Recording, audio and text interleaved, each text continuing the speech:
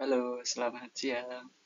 Baik, pada kesempatan kali ini izinkan saya menyampaikan presentasi mengenai analisis dan perancangan sistem informasi dengan topik sistem informasi absensi pegawai. Sebelumnya perkenalkan, nama saya Wahyu Trianus Bagio dengan NIM 3522107060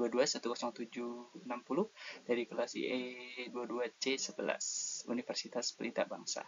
Oke, mari kita langsung saja ke slide untuk pembahasannya. Nah, di sini studi kasusnya adalah sistem informasi absensi pegawai berfokus pada perencanaan dan implementasi sistem absensi yang bertujuan untuk menggantikan sistem absensi manual yang rentan terhadap kecurangan. Jadi, kalau kita menggunakan sistem absensi manual, biasanya kita sangat worry ya atau rentan terhadap kecurangan, baik itu tidak valid ataupun tidak dapat dipercaya. Nah, kehadiran sistem informasi absensi secara otomatis ini tentunya dapat mencatat data kehadiran secara digital dan dapat tersimpan langsung ke dalam server serta mengurangi potensi manipulasi data. Kemudian di sini ada analisis kebutuhan. Di sini ada kita bagi menjadi dua, yaitu kebutuhan fungsional dan kebutuhan non fungsional. Untuk kebutuhan fungsional di sini ada beberapa fitur yang tersedia di dalamnya seperti login system, input absensi, kemudian manajemen data pegawai, backup dan laporan absensi, kemudian ada pengajuan izin, sakit, dan cuti, dan tidak lupa untuk approval izin dan notifikasi. Sedangkan untuk kebutuhan non fungsional di sini ada sistem berbasis web atau mobile. Jadi ini bisa diakses melalui web atau mobile. Kemudian ada user friendly ya, artinya mudah digunakan, dan juga keamanan data. Ini biasanya menggunakan enkripsi password dan terbatas sesuai dengan levelnya user, baik itu pegawai, HRD ataupun manajemen. Nah, database tersimpan dengan aman dan backup data berkala. Jadi ini harus ada backup data dan database itu bisa tersimpan dengan baik. Kemudian di sini ada aktor ya atau siapa saja penggunanya. Di sini ada tentunya pegawai yang melakukan absensi ketika bekerja, masuk dan keluar. Kemudian ada admin HRD atau admin staff biasa yang mengontrol untuk sistem absensi yang dijalankan per periode waktu tertentu. Dan juga tentunya HRD yang merupakan pemegang penting ya dalam sistem absensi ini. Kemudian ada desain arsitektur sistem. Di sini ada layer pertama yaitu presentation layer, front end. Fungsinya itu menyediakan antarmuka atau interface bagi pengguna. Contohnya ada web application browser, mobile application itu bisa Android atau OS. Adapun fitur yang ditampilkan di sini ada login pegawai itu bisa atau admin, kemudian input absensi ada check-in dan check-out, kemudian riwayat absensi dan juga dashboard recap.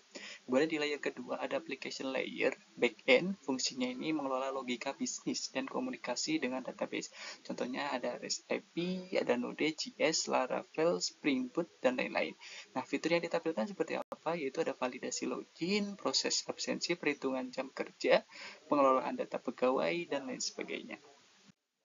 Nah, di sini untuk layer terakhir atau layer ketiga itu ada data layer atau database server. Nah, ini pentingnya database ini digunakan karena tentunya fungsinya untuk menyimpan data ya dan data pegawai maupun data absensi. Contohnya ini kita mau menggunakan MSQL atau PostgreSQL mau DB.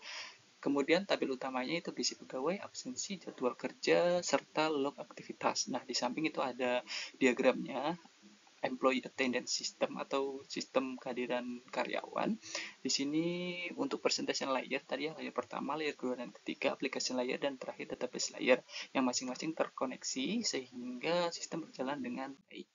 Kemudian desain antarmuka atau interface. Nah, di sini ada beberapa elemen utama dalam desain antarmuka seperti yang pertama ada judul halaman, kemudian menu navigasi sidebar, ini ada check-in dan check-out-nya, kemudian tombol utama juga, dan yang terakhir ada attendance history atau riwayat kehadiran. Nah, di samping ini juga ada contoh tampilan untuk employee attendance atau kehadiran dari karyawan itu sendiri. Ada check-in, check-out, tanggal berapa, waktunya jam berapa, baik itu check-in maupun check-out. Kalau check-in berarti masuk, check-out adalah keluar, seperti itu. Kemudian yang kelima ada desain program. Desain program ini kita buatkan dalam bentuk flowchart, yang mana di sini flowchart dibuat dari alur proses dari pertama login sampai dengan selesai. Bisa dilihat untuk alur proses flowchartnya dimulai dari mulai atau start, kemudian kita login menggunakan kode atau password yang diberikan, kemudian jika login gagal kembali login, jika login berhasil kita lanjut ke pilih menu absensi. Nah, absensi ini berdasarkan tingkat kedatangan. Jadi misalkan kita datang akan login, kemudian kita pulang akan check out seperti itu. Kemudian kita akan mengkonfirmasi ulang, dan ketika ada notifikasi berhasil akan dilanjut dengan proses selesai atau penyimpanan data. Ini bisa kita gambarkan di flowchart atau alur prosesnya di bagian yang ada di samping. Di sini sudah jelas terlihat bagian flowchart yang tersedia dan dapat dijalankan di sistem ini. Kemudian yang terakhir di sini ada desain penyimpanan ya.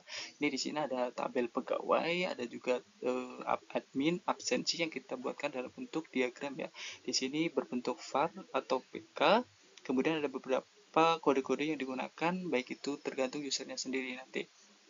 Pengguna atau usernya akan berbeda-beda dan aksesnya akan berbeda-beda. Misalkan di sini pegawai di sini akan berisi dengan var, username, password, jabatan, status. Kemudian nah absensi juga kurang lebih sama karena akan merecord ya, merecord dari sistem yang ada. Nah, kemudian admin ini juga hanya mengontrol ya dan menarik data dari sistem yang ada. Seperti itu untuk penyimpanannya.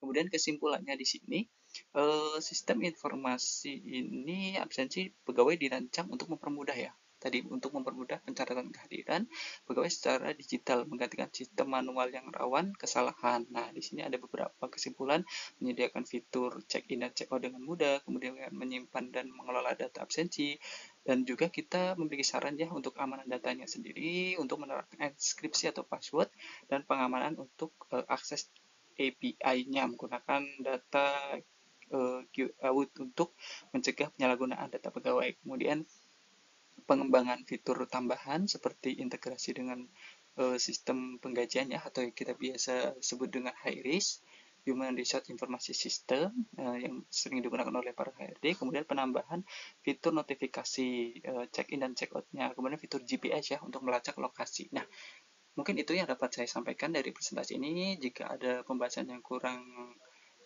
berkenan atau tidak sesuai, mohon maaf. Dan saya akhiri. Wassalamualaikum warahmatullahi wabarakatuh.